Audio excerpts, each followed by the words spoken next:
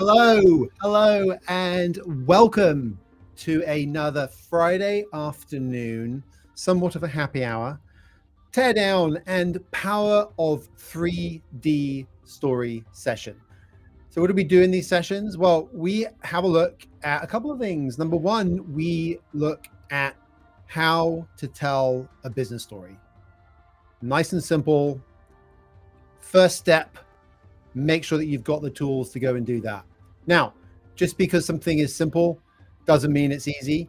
And as we all know, the challenge with putting together something that is simple for our customers takes a lot of work, right? And that means that to make things simple on our end, we need to make it simple for our customers, we need to put in the legwork. And one of the best ways that I have found to do that is to have a look at companies' websites. So that's the other thing that we'll be covering today is we'll be having a look at our unsuspecting victim of the week and how their website stacks up when it comes to storytelling. There's so much opportunity when it comes to our first foot forward that we're putting out there on the web. And the importance of that real estate for us to engage and to connect with our potential customers and even existing customers is quite profound. Now, a lot of companies will fall into the trap that, everybody knows our brand. In fact, when we were choosing today's teardown victim company, we had a look at a few big names, including IBM, right? And honestly, I looked at the website. I was like, we could talk a lot about this, but what's the value going to be in doing so? Like, what's the reaction going to be to even you, right? Let alone somebody at IBM. The reaction is going to be something like, well, everybody knows what IBM does. Well, great, but do they? And do they know what IBM is doing now versus 100 years ago or 50 years ago? I remember when IBM sold the ThinkPad division to Lenovo, and it took a lot of people a long time to stop referring to it as IBM. The point in me even saying that is, look, at the end of the day, there's always an opportunity to put that great foot forward when it comes to what we're putting out there. I mean, we may have gone to a party, or we may be going to a party that has got a bunch of people that we know, people that we used to know, people that we haven't met yet, and every potential mix in between. And are we going to be interesting if we are this same old person that we always were? Are we perhaps maybe going to garner more engagement and conversation if we have something fresh and new to share? And of course, there's always the interesting people are interested, right? Are we asking the right questions of the people that are at the party, the person who is opposite us, so that we can understand them? And then whatever we say, whether it's about ourselves or about a subject that we are passionate about and excited to share, that we can talk about it in a way that makes sense for that person rather than just ramming some ideas down their throats. So all of this obviously comes back to storytelling and business storytelling in particular, because, hey, that's why we're here, right? That's why you're here today, is to get some help with business storytelling. Why? Because when we try and apply this thing called storytelling to business, we tend to find that we start to bump into some problems. And I know exactly what that feels like. Maybe not exactly what you're going through, but I do know what it feels like to run into challenges doing that. And in part, that's because I was once in shoes similar to yours. And I had a brand spanking shiny new job as a chief storyteller. Now, I got the job because the hiring general manager knew my passions and my talents, and I'd also worked with them, and they knew what I was capable of. Now, for me, the opportunity to actually do storytelling, get paid for it, as opposed to having it just being a hobby, was incredibly exciting. Now, the fact that this was going to be business storytelling, okay, great. What was the first thing I went to go and do? Well, I went out there and I went and tried to find an existing framework. And as I started to look around, a panic set in. Why, you might ask? What did you discover? Or what didn't you discover? There's more, the latter. I found all sorts of frameworks for storytelling, for the entertainment storytelling we know and love in movies and film, right? Things like The Hero's Journey, but I just couldn't find something that was really appropriate for the business storytelling that I wanted to do. In fact, in those early days, when I started to apply storytelling, I probably went a little bit too far into that, what we all know as traditional storytelling, which in fact is only an artifact of this thing called story. And that's why you'll hear me say story a lot more than you'll hear me say storytelling. And that's because of that telling part in the storytelling word. I have a love-hate relationship with it. And that's why I say story, because it's not just about the telling. One of the things I love to encourage people to do is make your story, live your story, tell your story. Be intentional about the story that you want to live. Make it, write it down, then live that story. And if you do that, then you'll have some great stories to tell. So storytelling is only kind of one part of this picture. And that's exactly why I put together the Power of 3D story, not just for the telling, but for the figuring it out, right? The making, perhaps, the understanding. Because as a business, what's the most important thing? Customers, of course, right? Ricky Gervais or Michael Scott answer, David Brent or Michael Scott answer, I should say, would be employees, right? It's not your people, it's not your products, it's your customers, because without the customer, you don't have a business, right? You have an idea, you're heading in a direction, you don't have, even if you've got a product, you don't have a business. So the customer story is a great place to start. And so the Power of 3D story helps you understand that. Now, at the time, way back in 2012, when what I'm sharing right now happened, I hadn't developed this yet. And I was looking for stories, ways, frameworks to tell stories, and I couldn't find any, not for business, right? And so this panic set in. And the last thing I want you to do is to panic. Take a deep breath, sit back in your chair, relax. There's no need to panic, because I've got something that provides just the right amount of structure and direction for you that I'm going to share today. And then we're going to take that little bit of magic and we're going to go and apply it to a company's website and see how well or not that company is using storytelling on that most sacred of spaces, the landing page of their website. So don't panic.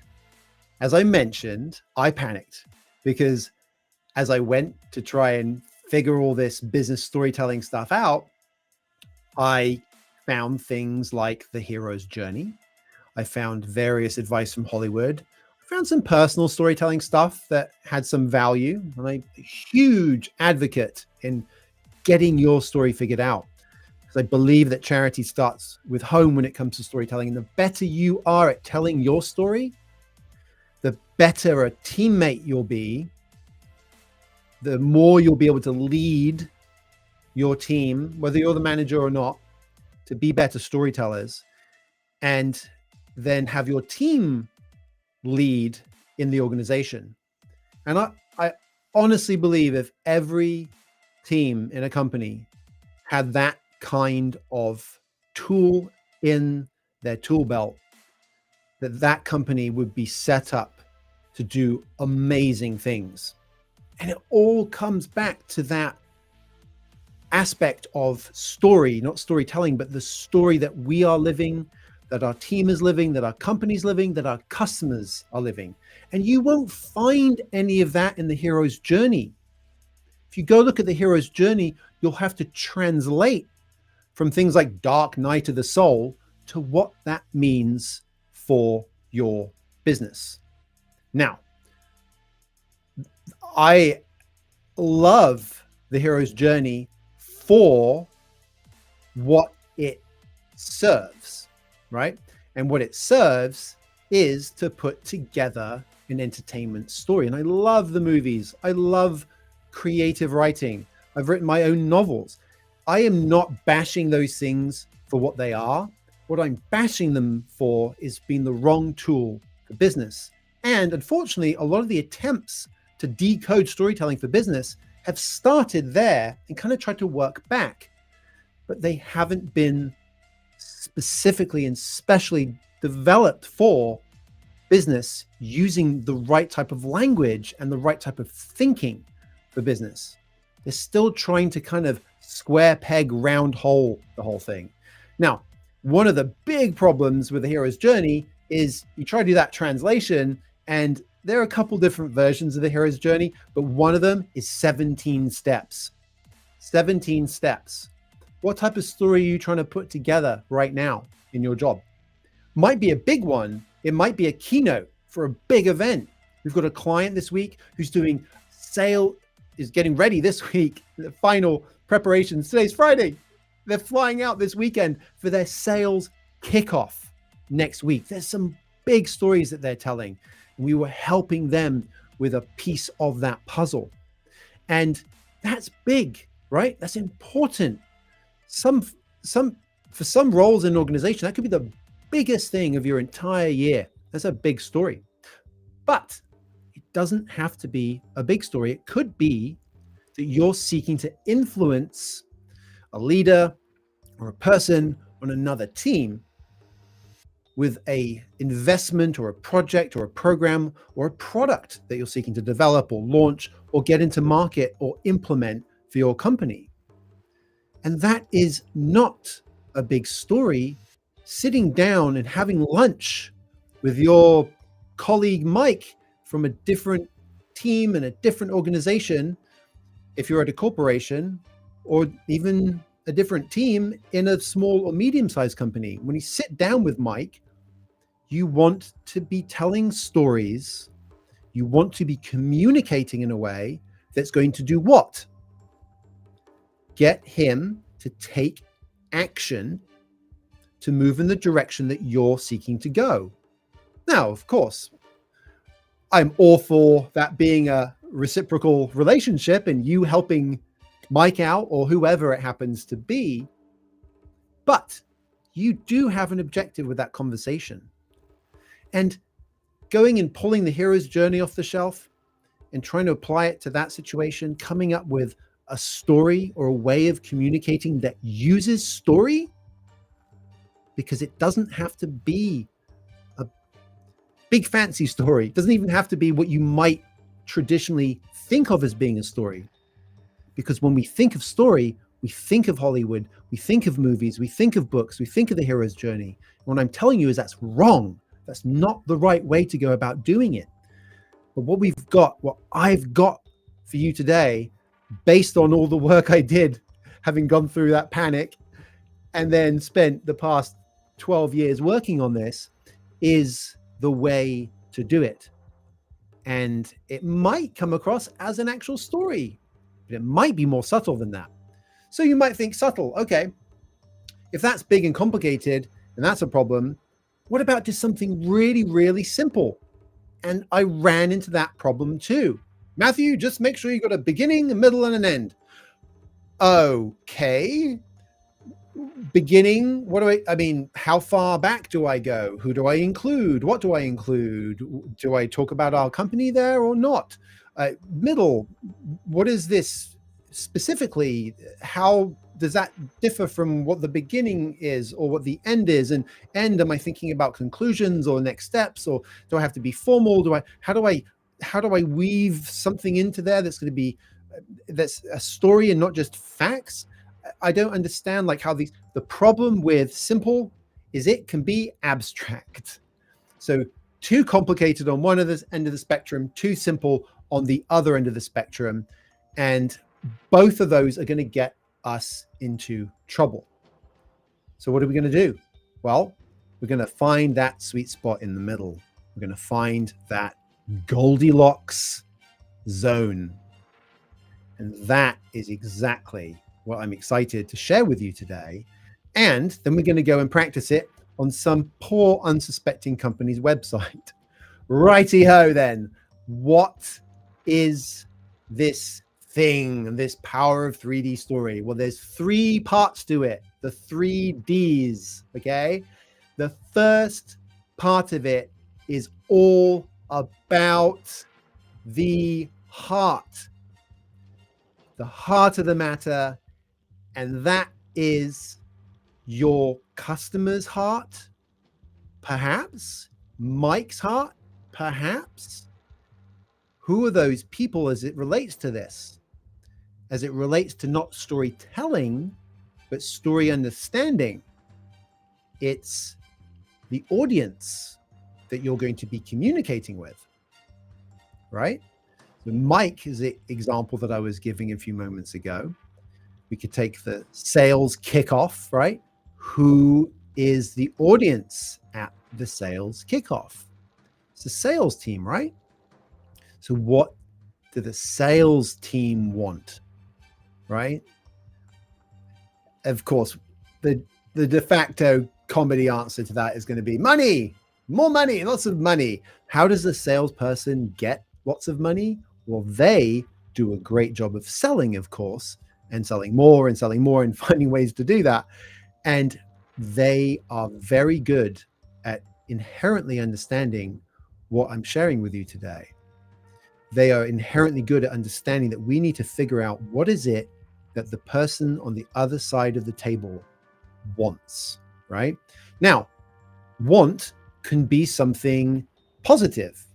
It can be getting to a good thing. It can also be, if you've got a splinter in your finger, you want to remove the splinter. So your desire, which is the first D, has to be understood. You need to figure that out. And when you understand what that desire is, you're starting to build your understanding of your audience's story. And what that's going to do is it's going to set you up to be able to figure out the right stories to tell that resonate with that story. Remember what I said about storytelling. It's not just about storytelling. It's about story making. It's about story living. It's about story understanding. This thing called story is so much more fundamental to who we are and how we think and how we see the world.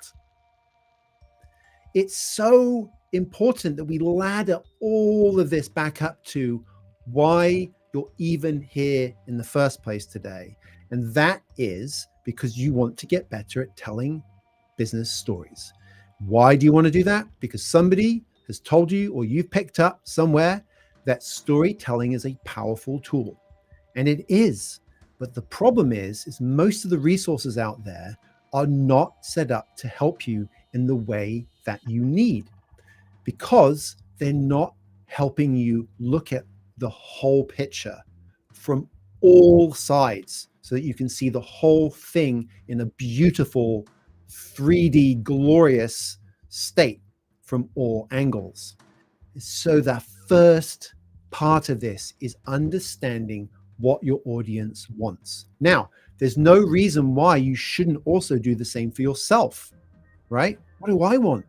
Going into this meeting with Mike, what do I want, right? What does Mike want? What might his team want? What might his manager want? Are there other people that are involved in this thing, whatever it is? What do they want, right? We're starting to unpick and decode this big picture. No matter how simple we get with it, we are getting focused on what is desired. And remember, that can be a positive thing, or it can be removing the splinter. And a lot of business is selling splinter removal. I'm selling, Go Narrative is selling splinter removal, right? You are struggling in some way to communicate with your customers or internally, or to get what you want in business. And you've identified that storytelling is a fundamental tool that you need to make sure you have in your tool belt. So you want that, right? You have a desire to get better at storytelling. And that's the first part. That's the first D. What is that second D? Okay. So think about the last time you wanted anything at all. Could have been this morning. Could have been a cup of coffee, right? Was that cup of coffee just magically waiting for you there? And no, if you set the machine for the night before, that doesn't count, because that's not magic. You did that. Did somebody else do it for you? Oh, well, wonderful. That's lovely. But you know what? You put in the effort into that relationship to make that happen. So kudos to you. And any other examples, whether it's making that cup of coffee, whether it's having to leave that house if you work from home and get that cup of coffee, or go down from your office down onto the street to get that cup of coffee, there's always something standing in the way. Now, that doesn't have to be a massive catastrophe. It might be, but something is standing in your way. And that is the difficulty, right? And that could be an actual roadblock. That could be a meeting just landed on your calendar with your manager or your CEO, and you still haven't got your coffee. Let's just take a second to appreciate the person who's in that situation. I haven't actually drunk coffee since October. I've swapped it out with something else, cacao, and there's a whole story there that I'm writing an article, a blog about. But I get it. I smell the coffee that my wife makes every morning. So I still appreciate the pull of coffee. I still appreciate those of you who are listening right now who have that as a vital part of your morning. And in our little imaginary story that we're imagining here with that person who just had a meeting with their CEO land on their calendar before they've even had their coffee, that is a difficulty, right? That is standing in your way. That's something explicit that can be standing in your way. But it could also be the stakes. And in fact, those two things are related. You hear this thing called stakes mentioned when people talk about storytelling, and it's a gambling reference, right? What are the stakes? What do we have to lose? How much are we betting on this? If you decide in this CEO coffee situation to go get the coffee rather than going to the meeting with the CEO, what's going to happen? Those are the stakes, right? You're rolling the dice, you're spinning the wheel on the table, and you got a big fat stack of a career cash that you are betting on those, on that choice, on that decision, on lucky number 7. And who knows? Maybe you get lucky. You skip the CEO meeting, you get your coffee, you come back, and you pull a Office Space from 1999, and somehow you actually get promoted, perhaps. The stakes paid off. You made the bet, and it worked out in this case, right? Things inevitably stand in our way. And some of those are getting going things, like our getting going in the morning. Some of them crop up along the way, right? On the path to get what we want, or to fix what we need to fix, or to solve what we need to solve, there's always going to be difficulty. That brings us to our third and final D. It's 3 things. simple like beginning, middle, and end, but a bit more oomph, a bit more detail, a bit more support behind each one of those simple pieces, right? So that third simple piece is not a simple word, and you have my sincere apologies for that. It's denouement. And as much as I love to make things simple, I love this word. What can I say? And yet it does get used in the storytelling world, the denouement at the end. And what is it? Yeah, you might hear it be talked about as things like the resolution.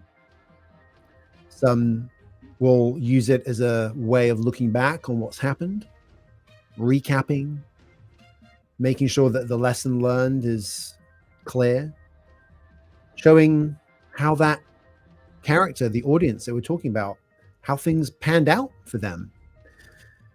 But it's not that I love about this word. It's the visual, visceral nature of it. And that is because of what it means. It's a French word, and it means the untangling of the knot. I love that. The untangling of the knot. Don't be like 10-year-old Matthew, who tried to untangle the knot of a kite by using some scissors. Don't want to do that. Don't get in there and butcher things. Untangle it. And what does that mean?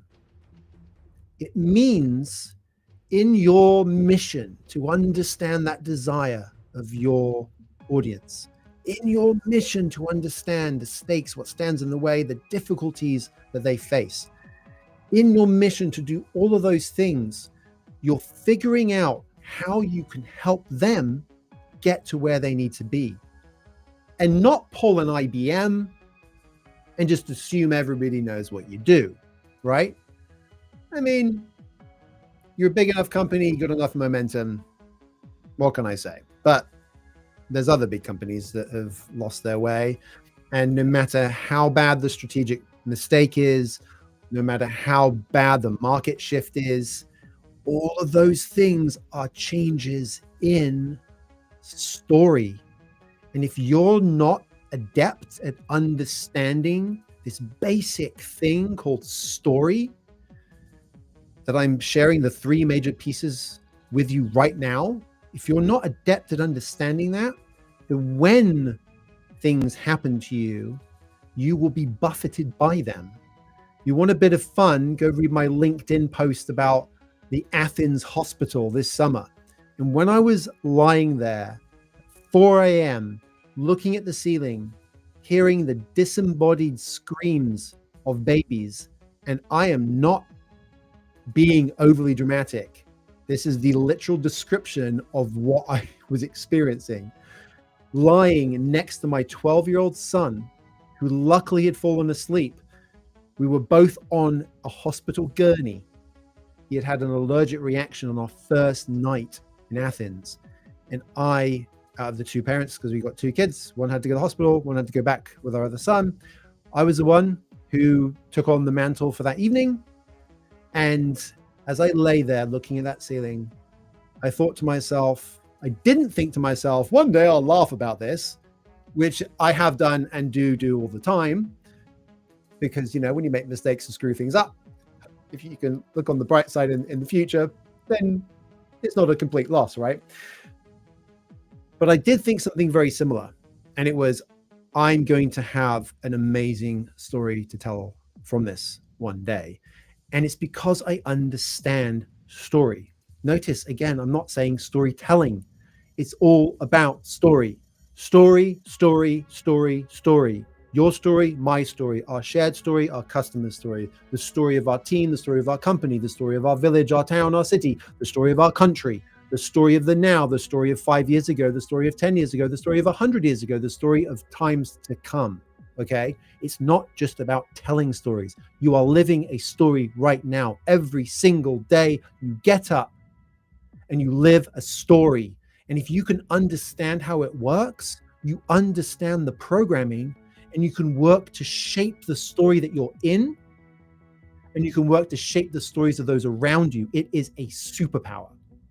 Okay, the famous quote, probably get shot down by the PC police for saying this, but that saying that somebody could sell ice to Eskimos, right? What does that mean?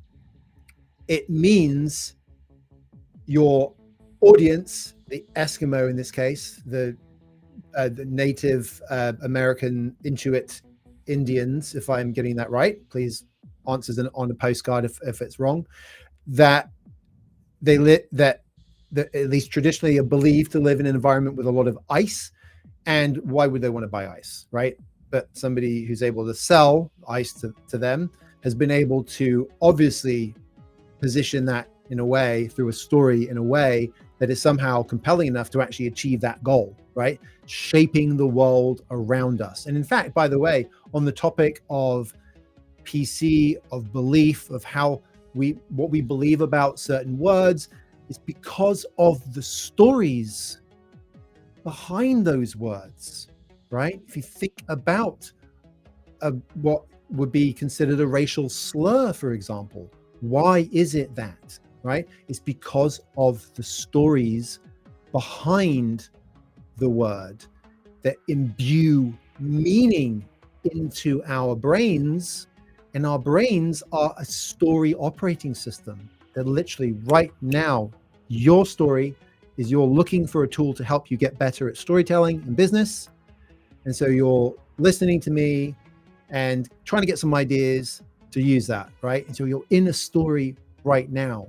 The stuff that led you into this, the desire, there's difficulty that you're running into, there's difficulty you might be having right now, even understanding how to apply these. And you might be thinking, how do I apply it? And we'll get to a website shortly so you can actually see how that's done. You might have a difficulty with the fact that I used the example I used, right? That might give you a difficulty with listening to me, right? These are real aspects of how we go through our lives at the micro, the macro, the unintentional, and the intentional. So when you understand this, you're understanding what story is all about. And we as humans then communicate in story and with storytelling because of that. That is worth repeating, because the fact that our minds are a story operating system, and the fact that we are living our story every moment of every day, means the most effective way, by the way, and we all are, means the most effective form of communication, the API, the interface with other human beings, is what? Storytelling. Exactly. But not just the telling, the listening, the understanding, right? We hear somebody telling us something about their lived story. We ask questions. How did you feel about that? What happened next? What did you do? What are we doing? We're pulling out more of the story so that we can understand it better. It's exactly what happens to you when you're driving down the motorway or the freeway and you see a car crash on the other side of the road. What happens in your brain? You feel compelled to look at it. Why? You're not sick and twisted. You don't want to see horrible things. Why are you drawn to that? Because somebody's story had something terrible happen in it. And we can't help but be drawn to that. Maybe their story even ended. We get drawn to that. And our brains our curiosity starts going. It tries to fill in the gaps. Nature abhors a vacuum. And because our brain is a story operating system, when we get a taste of a story that gets our attention and we don't have all the pieces, we want to know what those pieces are. But we have to get those triggers, those things that show us a story is going on. And that's where so many companies go wrong. That's when so many websites go wrong. And it's exactly what goes wrong with the website I'm going to show you today. And when you don't put those appropriate pieces in to trigger that neuroscience in our brains, you don't engage, you don't draw people in, you don't get people to want, you don't get people to take action, and you have to do more work and more heavy lifting to get to the objectives that you're trying to get to. Not to understate it too much, but that is why untangling that knot to find your way through to the other side is so vital as a part of the story. It's what we are trying to piece together. What happened in that crash on the side of the road? What happened in the story that the person I'm speaking to is telling me about? How did they untangle that knot, right? So you take these things together, and that's where we have these 3Ds. This is it. This is the power of 3D story. Desire, difficulty, and denouement. Fun, interesting, hopefully inspiring, and again, 3 things, just 3 things that you need to remember. By the way, it's worthwhile mentioning at this juncture the Storytelling for Action playbook, which, incidentally, the first chapter is the power of 3D story. And like a total idiot, I've made the whole of that first chapter available at gonarrative.com. You can go to www.gonarrative.com and you can go and get the first chapter. Should have a little button that I can press that shows you the website, shouldn't I? So the first chapter is the power of 3D story, and what you'll find is that I despise a ton of theory with no assistance and examples. I love examples because my brain loves examples because of the story aspect to it. Look, nobody this isn't an MBA program. This isn't for PhD. This is a PhD in the School of Hard Knocks, if anything. And having examples is okay. Having a little bit of help is okay. So there's each play has got these 6 moves, and each one of those moves has examples. Examples, yay! So those examples are then followed by place to write your ideas down, and that's it.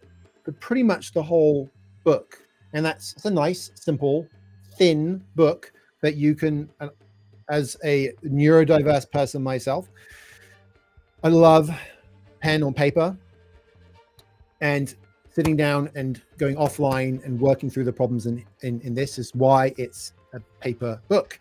And like I said, you can get the first chapter at www.gonarrative.com. You can see what that is now, just in case the visual helps. Okay. Are you ready to see the unsuspecting victim of the day? Always worth noting that the companies have not chosen to have this happen, and we do not have permission. But it's your website, so it's public, and I'm well within my rights as somebody who challenges the status quo to clarify a better way to tell your story, to help you with this. And maybe, like putting the entire first chapter, the whole of the 3D story up on the website, maybe I'm giving too much away. But you know what? At the end of the day, what I found is simple doesn't mean easy. Little steps can be taken. If you can take something away from today and get a bit better, great. But I also know that applying this stuff with rigor and doing it repeatedly can be a bit of a challenge, and you might need help with that. And in complete transparency, we can help. That's what Go Narrative exists for. Okay. Storytelling for action. That's what we're all about. Okay. Without further ado, I would like to introduce to you Sprinkler. Sprinkler. Welcome, Sprinkler, to the Go Narrative Teardown for this Friday. So what have we got here? Well, what have we just been talking about? We've been talking about three things, haven't we? Desire, difficulty, and denouement. And that these things are the fundamentals of storytelling and story. So we're going to have a look at the website here and ask some questions. Are we seeing desire? Are we seeing difficulty? Are we seeing denouement? Are we seeing the customer, the target audience, and something that they want? Let's have a look. Unparalleled AI, unmatched productivity, unified customer experience. Bring your teams, tools, and touch points together on a unified platform, drive up to 40% higher productivity. Discover the fastest way to bring cutting-edge AI to your front office teams. Okay, a couple things. One is I couldn't resist but go and have a look at front office teams and see if it's even the right category for them to be talking about.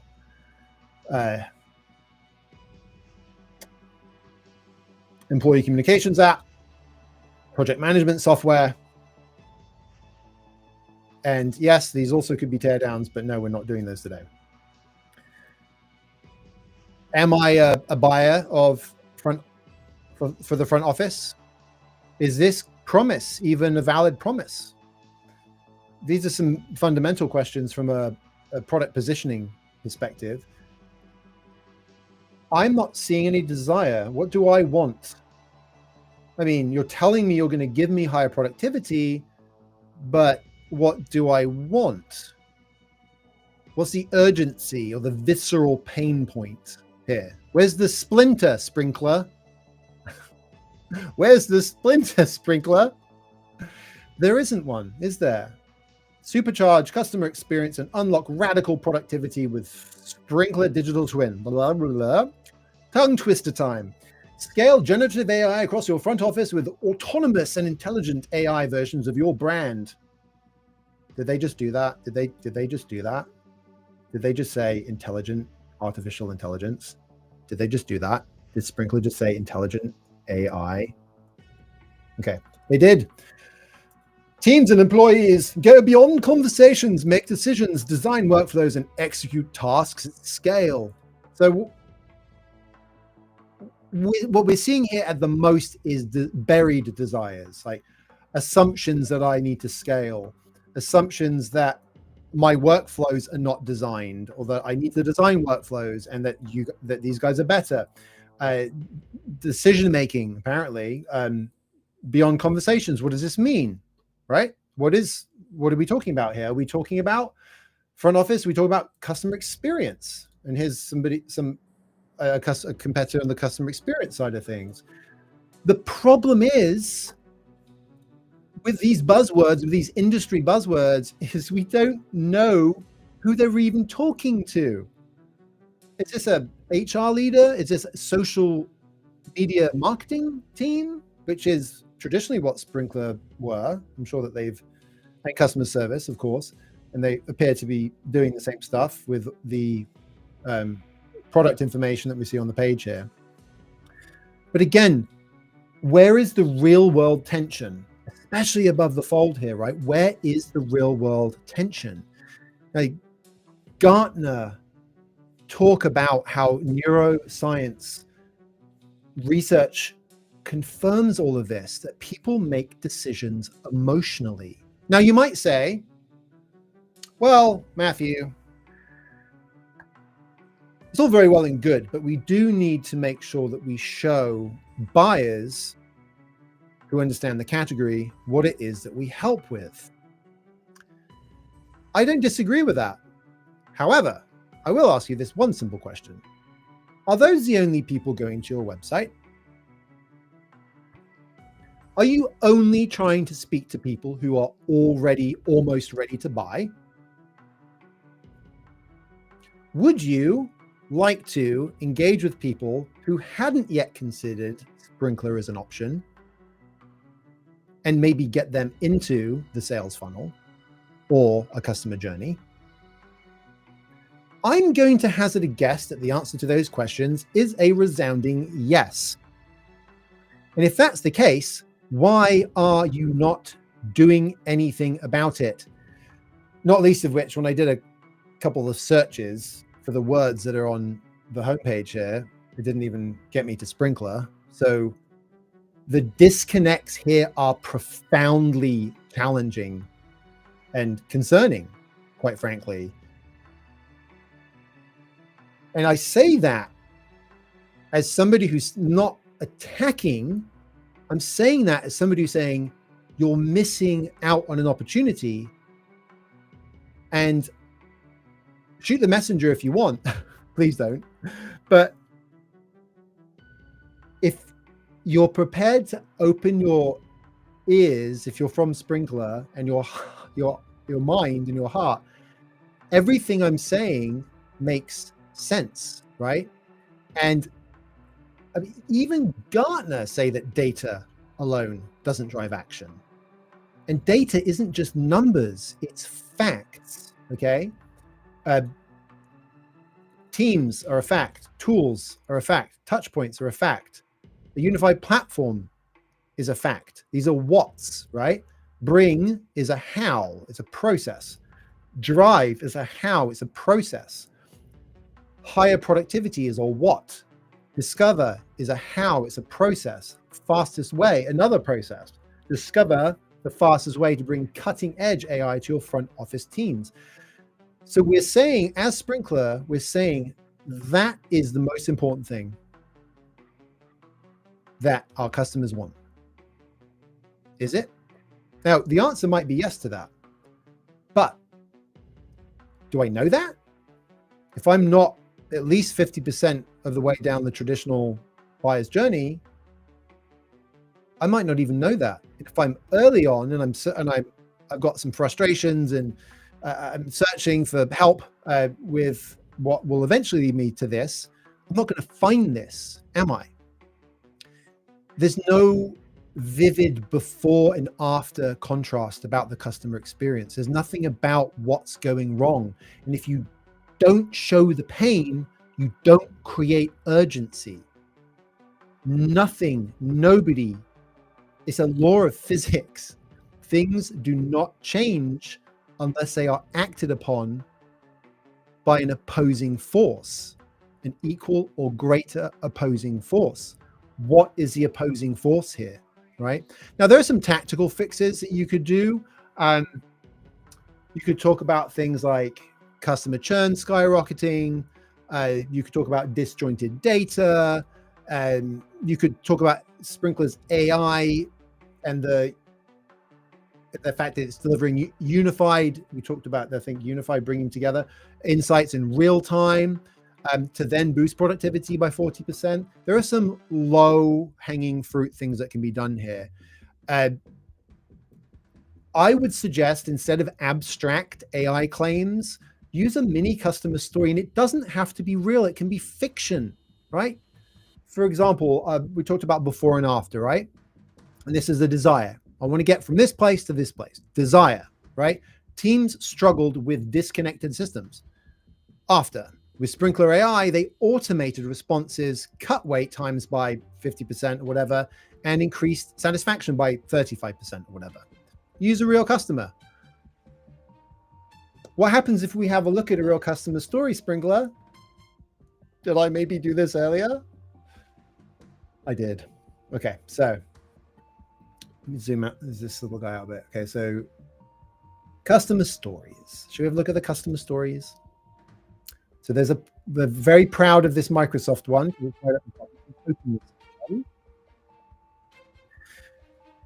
Microsoft's social intelligence team turns data into insights with Sprinklr.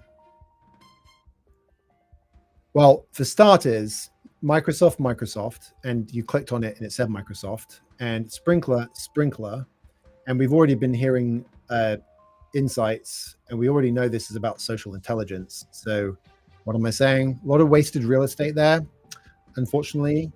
And then some numbers. 8.6 billion listening mentions analyzed in 2021. 8.6 billion listening mentions analyzed. You weren't able to analyze 9 billion? I'm kidding. What does it mean though? Like, I'm a customer or a prospect. I get to the point of reading a case study. I get it. I probably have an idea what that metric is. 100% increase in projects completed since launch. That sounds great. Everything gets done. But we're relying on data again. Remember what we were saying about what Gartner say about that? Like, yes, we want some proof, but it's functional. It's not emotional. This is the same problem that we have with the Sprinklr homepage. I mean, a couple ideas on this could be like how Microsoft turned 8.6 billion social mentions into business driving insights with Sprinklr. I mean, even that, right? We talked about the homepage and how it's like a click or two removed from what's wanted. At this level of depth, looking for this proof,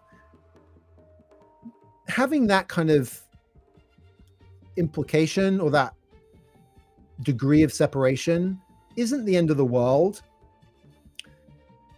And you could do what I just said, or another one could be Microsoft's secret weapon for real-time customer intelligence. Ooh, what's that mean? Secret weapon? This is what I want on secret weapon. You start to press some of the emotional buttons. And why do you do that? Well, because what did you do? You took the power of 3D story and you looked at the audience and you said, what do they want to do? They love the idea of having a tool that gives them this superpower, right? This secret weapon. Maybe that's something that we heard as we did the research, for example. I'm obviously putting myself there in Sprinklr's shoes. Then the question starts to become, like, if we look down through the case study, challenge, solution, tongue twister, one word, tongue twister. Challenge, solution. I guess it was two because I was trying to say solution. Challenge, solution, benefit, or in this case, whoop-de-doo, outcome. Challenge, solution, benefits. You might say, Matthew, isn't that the difficulty? Well, maybe. Is it the stakes? I mean, if we look at this, are we seeing what goes wrong? We're seeing information about Microsoft. Oh, here we go. In the past, is this it?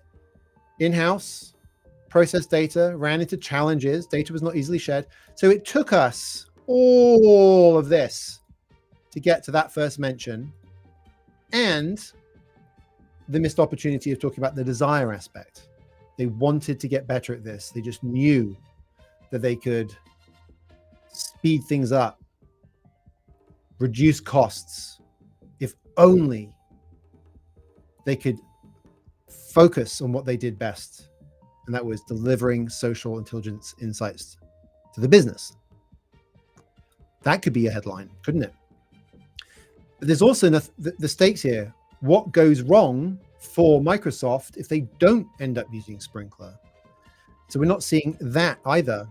And then in terms of the story resolving, well, one of my big recommendations is when you're thinking about the 3Ds, desire, difficulty, denouement, when you're figuring all that stuff out, focus on yourself last. You're in the denouement and last of the denouement, okay? This is a wall of text which immediately jumps into Sprinklr. The solution. This is the solution. And you know what? My shaving solution is not just my razors. My shaving solution is the type of oil I use. I have a beard, so I have a beard trimmer. My solution is not any one of those things. And the problem with thinking solution is our company is you are basically going la, la, la, la, la, la, la, to all of the rest of that knot we're trying to untangle. What is it that Microsoft are going through?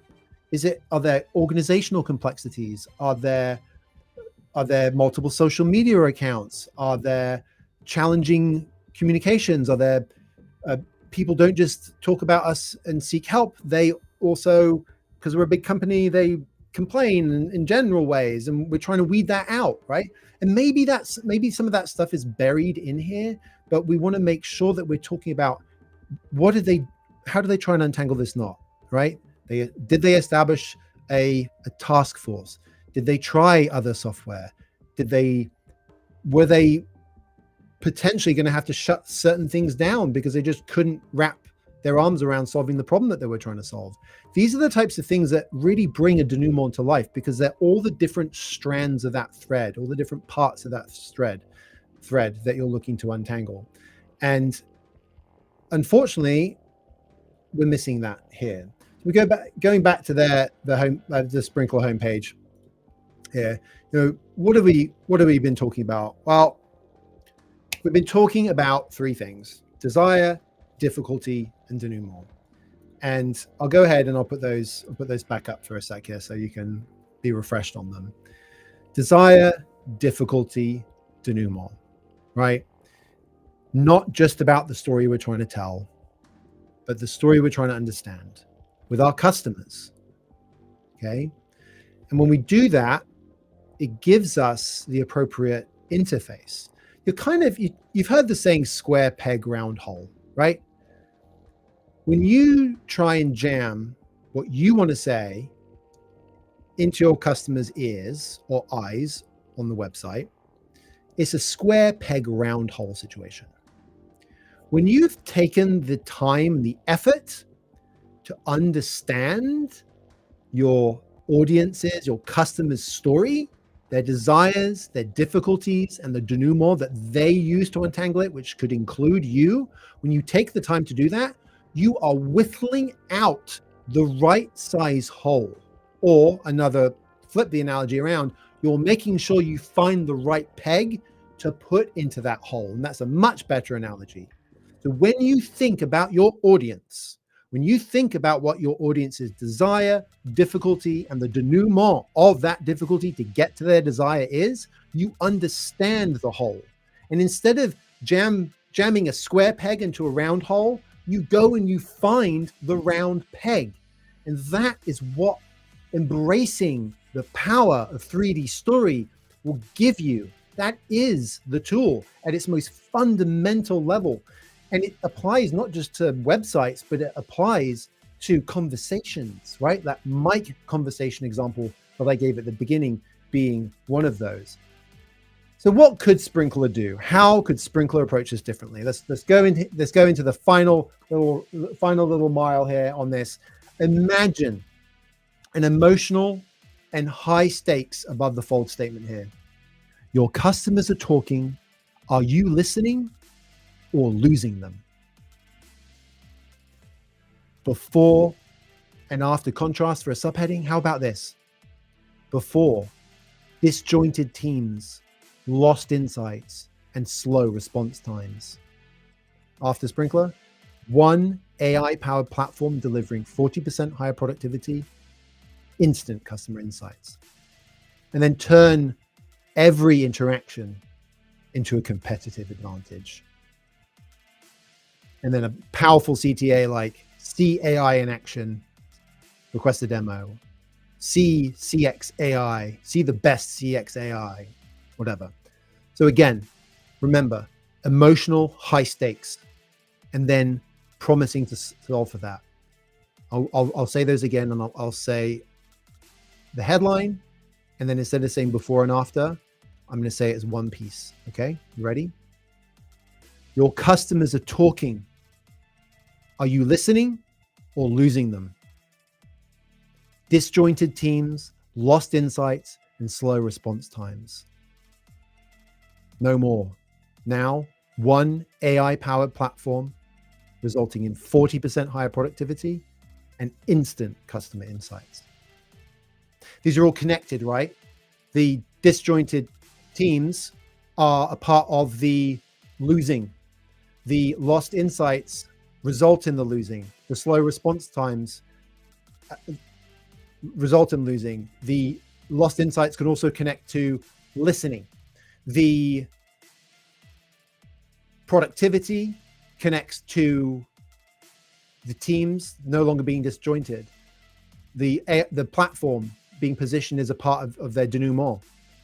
Instant customer insights, listening, right? So all of these things connect, and they work because we've had a look at what that desire is in this audience, not just some generic front office team, right? Because front office is more than just social media and customer service, right? It's getting specific, it's talking to people, it's respecting the stakes, it's high urgency, it's a visceral pain point, it's real world tension, it's a before and after contrast. So the bottom line to all of this is moving people forward, right? A strong emotional pull, clear stakes, before and after contrast, moves people forward. A more compelling headline that taps into the fear, the urgency, the ambition, whatever it is, moves people forward. A bold CTA moves people forward. And the three things you need to get there are your story toolkit of the power of 3D story: desire, difficulty, denouement. And when you embrace those elements and use those elements, starting, like I said, charity starts at home. Use the power of 3D story, desire, difficulty, denouement. Use that power to understand your own story, any one of your stories, right? And then your team, then your company, right? And you can apply that to your website. You can tune it to who you're speaking to, that reaching in and understanding what their hearts are and the challenges that stand in the way, and helping them through that dark forest, right? Which in hero's journey terms, as we discussed earlier, would be that dark night of the soul. So your desire, the difficulty, the denouement, go and download the first chapter today from gonarrative.com. Go get this first chapter. We asked for your email, and if you give it to us, we will provide you with some additional resources, which I guarantee you will be useful. And if not, of course, we can always part ways. But the first chapter is so powerful. There's a bunch of other stuff in the playbook, but if you just focus on that to start off with, that is the first step in this journey. And you might be wondering, okay, great, what next? What should I do? Well, like I said, what story will you tell? I'm excited to hear what story you'll tell. Your story, your team story, your company story, the story of your customers. I'm excited. Reach out, drop me a line, connect on LinkedIn, and let me know the story that you're trying to tell, and show me how you've used the power of 3D story to bring all of that to life. And I'm excited to hear what you've come up with. But thank you so much. This is always fun for me.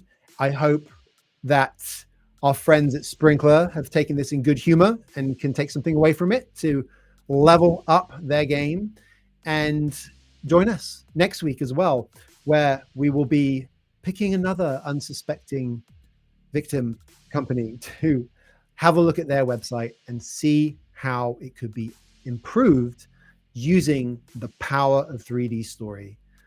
Thank you so much. Have a wonderful, wonderful rest of your day and a wonderful evening. And I'll see you in the stories that you tell very soon. Take care. Bye for now.